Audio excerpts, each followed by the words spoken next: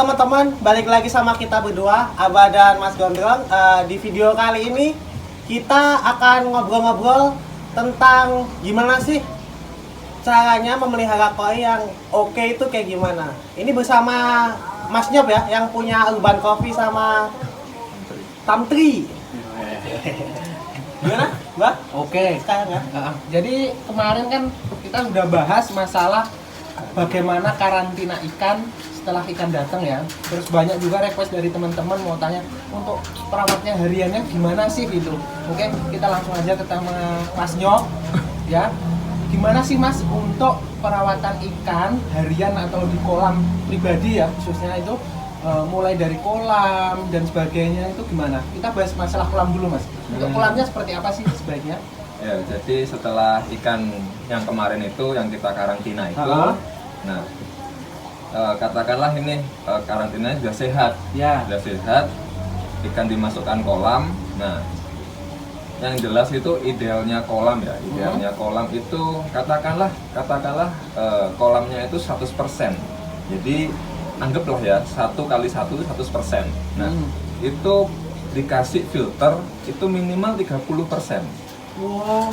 Jadi kalau misalnya ukurannya 1000, Wah, berarti 300. Ya. Nah, ukuran filternya gitu. Ukuran filternya seperti 30% gitu. Oh ya. Ya. Oke. Itu semakin filternya semakin gede, itu akan semakin bagus. Karena apa? Nah, dengan kapasitas sekian, nah, kita kan kadang-kadang kan kalau seumpamanya udah suka koin nih, ini kan ibaratnya kayak lapar mata. Lapar mata sih beli.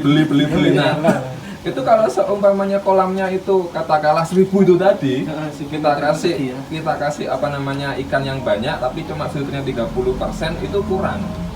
Jadi bahayanya nanti kalau amonia sudah meningkat. Nah, kalau amoniaknya sudah meningkat, kapasitasnya ikan itu banyak, itu berisiko buat ikan. Karena apa? Bayangin nih ya, bayangin. Nah, ikan koi hidupnya di kolam kita. Ada airnya, otomatis ikan koi hidup di air. Dia buang kotoran, buang apalah itu. Nah, itu kan ibaratnya di rumahnya mereka sendiri ya. Nah, itu kalau seumpamanya nggak ada kebersihan, filterasi atau aerator itu yang gelembung-gelembung, nah itu ikan akan cepat apa ya, kalau bahasa ikan koi sih mabuk gitu. Mabuk gitu. Terus untuk standar filter ya, kan kalau kita pelihara ikan di akuarium itu kan cukup pakai kapas gitu aja kan. Untuk kalau ikan koi apa juga cukup kapas saja Mas? Nah, sebenarnya ya apa namanya, kalau isinya filter itu sebenarnya macam-macam. Nah, ada yang namanya dakron itu untuk chamber awal. Oh, kayak gabus itu ya? Nah ya, kayak gabus, bener, kayak gabus warna putih-putih itu lebar-lebar itu. Nah, habis itu ada namanya batu apung. Oh ya. Batu apung, ada namanya apa namanya biobol. Biobol. Nanti kalau seumpamanya nggak tahu itu apa biobol, batu apung, karang jahe, itu langsung aja tanya ke Google, langsung ada, nanti penjelasannya lebih banyak itu. Nggak seperti itu. Nanti kita bisa lihat langsung gambarnya di sana. Nah, bisa. Ya. Terus untuk perbandingan yang ideal ya Mas, kan biasanya orang seperti sampean katakan tadi kan lapar mata kalau punya koi. Takutnya itu nanti kalau kita bikin kolam, kita masukin ikannya over kan juga umpel-umpelan nanti. Jadi desisnya. Itu idealnya misalnya ukuran 2 meter persegi atau 3 meter persegi lah. Itu idealnya diisikan berapa sih Mas? Biar tetap dilihat enak, ikannya juga sehat itu. Sebenarnya ya dengan kapasitas katakanlah filter 30%, kolam 10 apa namanya 100% itu, kalau 2 meter persegi ya, 2 meter persegi. Nah, 2 meter persegi itu ya kurang lebih dikasih ikan koi ukuran 25-30. Nah, itu nanti diukur sendiri ya.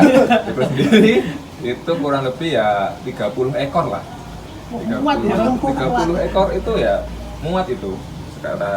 Secara kalau apa ya, koinnya 25 sentian, 30 muat. Sambil ngobrol-ngobrol nih, sambil ngopi nih pasti nih. Teman-teman juga ngopi, jangan lupa ngopi. made in-nya Urban Cafe di Malang. Jadi kalau teman-teman ke Malang jangan lupa mampir ke Urban Cafe, nanti dapat diskon. Terus kita bahas selanjutnya Mas. Untuk pakannya sendiri, untuk rawatan harian di rumah itu yang bagus pakan seperti apa? Atau ada pakan khusus biar ikan ini tetap fit, biar warnanya jreng lah kayak gitu. Oh, oke.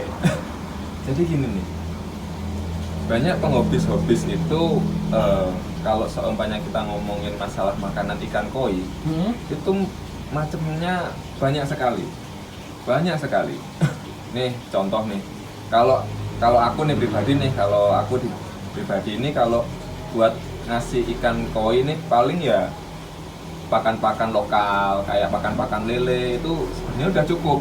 Tapi karena terkadang aku pingin kontes nih, saya punya ikan show quality atau high quality. Nah itu kalau aku kasih makan pelet lele itu kayaknya kurang gimana gitu, kurang gitu loh, warnanya nanti keluarnya lama. Tapi kalau seumurnya kita kasih banyak sih ikan pakan jadi kayak pakan impor, terus merek-merek yang bagus-bagus, harganya 1 kilonya itu sampai 50 ke atas, bahkan sampai jutaan itu. Banyak. Ada ya? Banyak. Cuman kalau aku nih, karena aku beli pelet itu nggak terlalu mahal, kadang aku suplai dengan pakan-pakan lain. Contohnya ulat Hongkong. Mau ya kayak gitu ternyata? Mau. Ulat Hongkong. Terus terkadang itu saya juga kayak breeding udang-udang kecil, udang air tawar itu. Nah itu kan banyak tuh di sungai-sungai. Sungai-sungai banyak itu. Nah itu masukin aja kolam berapa itu buat kolam pribadi, itu nanti dia kembang-kembang sendiri. Udah itu dimasukin ke koinnya kayak gitu. Terus terkadang itu saya kasih pelet biasa itu saya jusin wortel ya. Wortel itu direndam berapa menit itu kan udah ngembang, itu dimasukkan, kasihkan. Wortel buat nambah warna merah kan? Nah kayak iguana. Sama ya? Sama. Terus untuk durasi pakannya sendiri Mas, jadi sehari itu idealnya koi dikasih makan berapa kali? Kalau idealnya itu 1 hari itu 3 kali. Cuman karena saya ini kadang-kadang tipikal kalau orang Jawa bilang dognyeng, jadi kadang sregep, kadang ya enggak. Jadi kadang sehari cuma 1 kali, tapi kadang-kadang sehari itu bisa 8 kali. Itu suka-suka aja karena kita hiburan toh ini. Seperti itu. Tapi ada pengaruh nggak sih Mas? Kalau semisal kita terlalu banyak ngasih makannya? Pengaruh pasti ada. Nah, contoh nih, kalau terlalu banyak, terlalu berlebihan ya, perutnya jadi besar. Jadi idealnya ikan koi itu kan kalau buat kontes ini kan ada namanya body torpedo. Itu seperti itulah pokoknya. Nah, itu nanti kalau terlalu banyak makan, apalagi makannya itu cuma makan yang biasa, nanti perutnya jadi besar. Saya dilihat tuh kurang sektor. Balik lagi Mas, saya tadi kepikiran kan untuk biar kolam itu tetap jernih kan harus ada filternya atau filtrasi tadi ya. Ya oke. Untuk filternya sendiri itu harus dibersihkan nggak? Kalau misalnya dibersihkan itu berapa bulan sekali kan? Soalnya kotoran tadi kan ngumpulnya kan dari situ tadi ya. Oh iya. Nah, jadi gini nih. Kalau untuk filter nih ya. Terkadang itu kalau saya itu biasanya bersihkan filter itu tadi itu 1 bulan sekali. 1 bulan sekali. Ya itu kalau saya ibaratnya sregep ya, tapi kan iya ada 1 kolam itu kita lihat kok kolamnya jernih terus. Oh mungkin biotanya sudah hidup. Itu hampir 1 tahun nggak pernah saya kuras. Tapi masih oke ya? Tapi masih oke, bener-bener jernih ya. Karena ikannya pun 2 kali 1,5 itu cuma ikan berapa ya? Kurang lebih 15-an. Jadi nggak terlalu banyak. Tapi lebih bagusnya lagi kalau seumpamanya filter itu tadi dibersihkan rutin tiga hari sekali, 1 minggu sekali itu akan lebih bagus seperti itu. Apalagi setiap hari lebih bagus. Tapi setiap hari bukannya ini Mas Malan. Apa? Bikin ikannya stres karena itu. Oh enggak, jadi gini. Yang kita bersihkan itu bukan kolamnya, Tapi nggak dikurang. filternya, iya, Filternya. filternya aja. Nanti kan kotorannya kan di atas apa namanya di bawah. Iya. Nah di bawah itu yang kita keluarin cuma kotorannya aja. Oh ya. Nah, kotorannya itu keluar, nanti sisa berapa air itu kita kasih air baru. Udah kayak gitu aja. Saya itu sering main-main ke rumah teman juga itu ada kasus kalau kolam itu berbusa. Heeh. Itu kenapa sih sebabnya? Terus untuk penanganannya gimana agar kolam itu nggak berbusa? Karena kalau berbusa kan kesannya kok kayak jorok gitu ya. Itu sebenarnya kenapa itu Mas? Jadi gini nih, kalau menurut pengalaman saya ya, berbusa itu banyak faktor. Iya. Banyak faktor. Mungkin yang pertama amonia terlalu tinggi, Dari kotoran ikan tadi. bisa jadi. Terus apa namanya, si ikan ini hamil. Oh, Ibaratnya ikan iya, ini iya. nganu, apa namanya, mau apa, brojol bahasa Indonesia ini apa? melahirkan. Melahirkan ya Israel. Melahirkan. Dicupang berarti ya? Nah, ya seperti itu. Jadi banyak faktor-faktor itu, kadang itu kalau ikan sakit pun itu juga apa namanya, di kolam-kolam atau itu badan itu mengeluarkan lendir banyak ikan itu. Jadi lendirnya itu yang membuat busa itu tadi. Nanti mungkin amoniaknya itu semakin tinggi. Nah itu kalau namanya nggak cepat dibersihkan atau nggak cepat difilter ya, filtrasi yang bagus, itu akan dampaknya itu negatif. Jadi ikan bisa sakit, bisa, apalagi kalau ikan sudah sakit udah bisa mati. Nah, Seperti itu. karena sampai yang ngomongin masalah sakit. Untuk ikan koi sendiri itu penyakitnya apa aja Mas yang biasanya dialami oleh para pembeli? Jadi gini ya,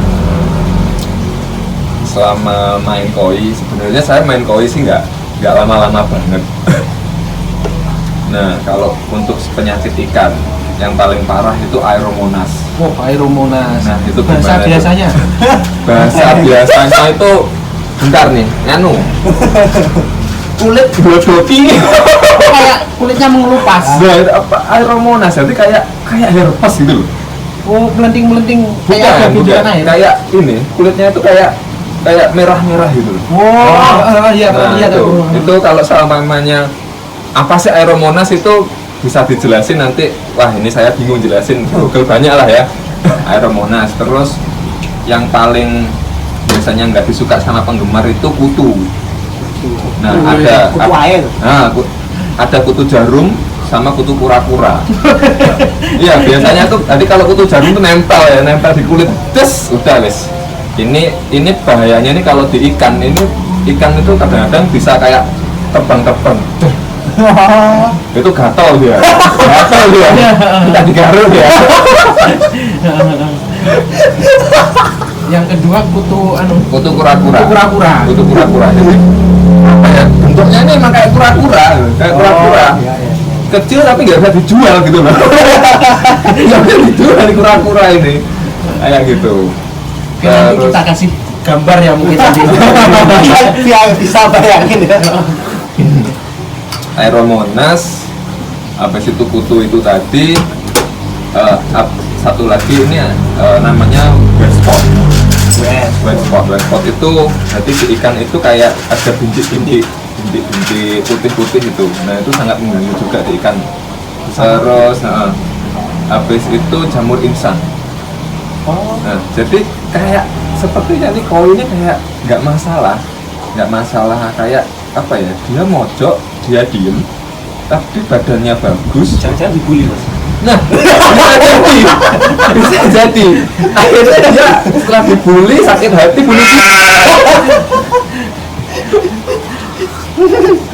Nah kayak itu, jadi jamur insang ini penyakit yang sangat ngerepotin. Nah ini tempatnya di insang coy. Nggak kelihatan ya. Nggak kelihatan, tiba-tiba ikan mojok diem. Nah tahu-tahu terbang dia. Nah itu yang apa ya, yang sulit diprediksi. Habis itu kita buka insangnya ternyata jamur insang. Udah kalau udah kena satu jamur insang itu yang lain pasti Berarti lah harus langsung dikarantina ya? kita nggak tahu. Jadi Nggak tahu. kebanyakan kalau selamanya ikan sudah mojok itu kalau bisa langsung kita lihat ini apa nih, kenapa ini ikan ini. Ciri-cirinya biasanya mojok itu tadi ya. Mojok, terus dia lemes, nggak agresif, ketemu ibaratnya kayak koi yang betina dia diem aja. Biasanya kan udah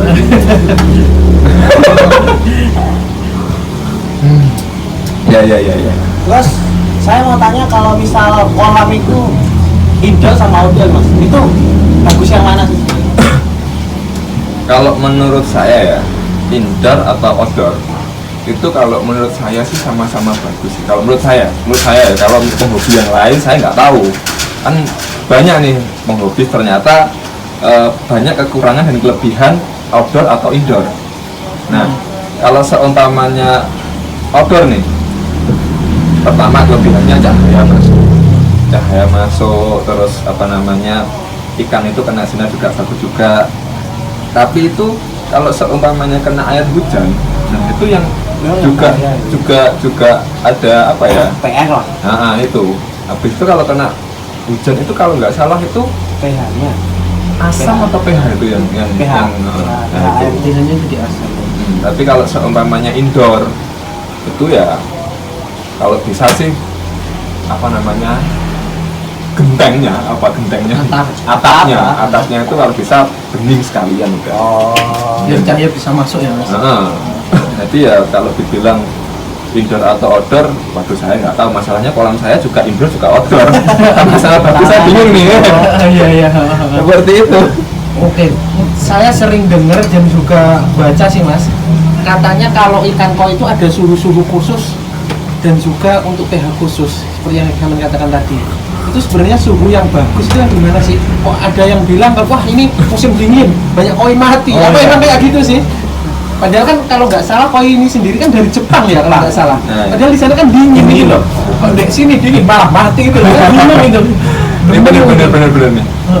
Ini kadang nih karena apa ya, aku pernah main koi ini juga nggak apa namanya, yang nggak terlalu expert juga sih ya. Yang aku alami suhu yang bagus itu gimana ya? Saya punya kolam juga di Malang nih. Nah, Blitar sama Malang pasti beda kan? Iya, ya nggak? jelas. Pasti dingin Malang. Tapi ikan yang di Malang fine aja. Jadi gini, terkadang itu ada namanya ikan koi ini jenis zero, putih sama hitam. Nah, untuk mengeluarkan warna yang hitam itu terkadang itu apa namanya, butuh air yang dingin. Air yang dingin, PDS yang tinggi. Seperti itu. PDS itu zat yang terlarut dalam air. Seperti itu. Nah, kalau seumpamanya bagus enggaknya air, itu Mau dibuat apa? jadi katakanlah kalau seumpamanya apa namanya, kayak di Tulungagung nih, di sana kan ikannya gede-gede.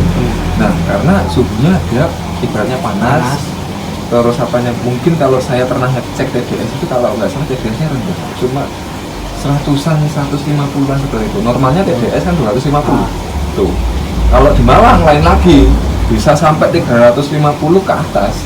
Makanya untuk mengeluarkan warna sumi atau hitam itu tadi, itu kalau di apa namanya, di air dingin itu bagus seperti itu. Oh, berarti paling yang bikin mati itu perubahan suhu secara drastis mungkin ya? Nah, bisa jadi. Dari panas siang terus malam langsung dingin, Ya, mungkin ya? bisa jadi. Itu kalau itu apa namanya, di outdoor mungkin ya. Jadi kalau di outdoor itu atau di mood pond atau sawah itu kan kadang-kadang drastis. Oh iya, akhirnya banyak ikan mati. Bisa jadi seperti itu, bisa jadi. Oke, gitu tadi ya dulur, bagaimana sih tips-tips dasar untuk memelihara koi di rumah biar nggak gampang mati. Jadi intinya sih yang penting kita tahu betul gimana menempatkan koi. Jadi misalnya ukuran kolamnya segini, jumlah ikannya segini. Jadi harus balance ya. Jadi selain itu juga dari filtrasinya juga harus baik agar kolam tidak keruh. Dari pakan sendiri juga seperti itu ya. Mungkin itu aja. Mungkin dari Mas Nyok ada yang mau ditambahkan? Oh ya, kalau saya yang pasti saya minta maaf kalau seumpamanya saya salah atau apa namanya membahas masalah koi, karena saya ibaratnya masih pemula untuk bermain koi. Mungkin dari master yang lihat channel ini ya, mungkin kalau samanya saya salah atau gimana mungkin bisa di komen di bawah seperti apa. Itu salah satu untuk koreksi saya, untuk membangun saya, ibaratnya oh ternyata koi ini juga seperti ini. Saya karena ingin belajar juga masalah koi seperti itu. Oke, mungkin itu saja dari kami teman-teman. Jangan lupa like, comment, dan subscribe. Dan jangan lupa komen di bawah kalau ada yang ingin ditanyakan ya. Oke, begitu saja dari kami. Salam cinta dari Ujung Kandang. Oke.